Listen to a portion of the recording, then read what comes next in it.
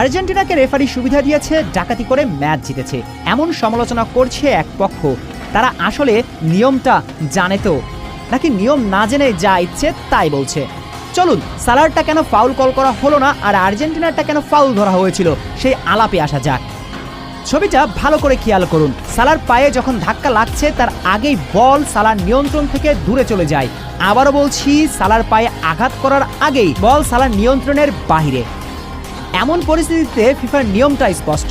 Defender যদি ডিবক্সের মাঝে নিখুঁত টাইমিংয়ে খেলোয়াড়ের শরীর বা পায়ে আঘাত করার আগেই বল স্পর্শ করে ক্লিয়ার করে দেয়, তবে সেটি বৈধ ট্যাকেল। বল চলে যাবার পর অনিচ্ছাকৃতভাবে দুজনের মাঝে যে ধাক্কাধাক্কি হয় তা ফাউল হিসেবে গণ্য হবে না। তাহলে লক্ষ্য করুন, সালার পায়ে যখন আঘাত লেগেছে তার আগেই বল সালার নিয়ন্ত্রণের বাহিরে। এরপর অনিচ্ছাকৃতভাবেই ডিফেন্ডারের টাচ লাগে সালার পায়ে, এটা কখনোই ফাউল নয়। এবার আসুন আর্জেন্টিনারটা কেন ফাউল হয়েছিল এই আলাপে। এক্ষেত্রে পরিস্থিতি ছিল পুরোটাই ভিন্ন, কারণ লিসান্দ্রো মার্টিনেজের বল দখল হারানোর পেছনের মূল কারণ ছিল প্রতিপক্ষের ফাউল।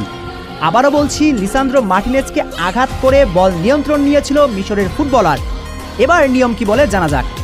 কোনো খেলোয়াড়ের পায়ে যখন বলের পূর্ণ নিয়ন্ত্রণ থাকে এবং প্রতিপক্ষের ডিফেন্ডার বল স্পর্শ করার আগেই সেই খেলোয়াড়কে ধাক্কা দেয় বা আঘাত করে বল কেড়ে নেয়, তখন সেটি স্পষ্ট ফাউল।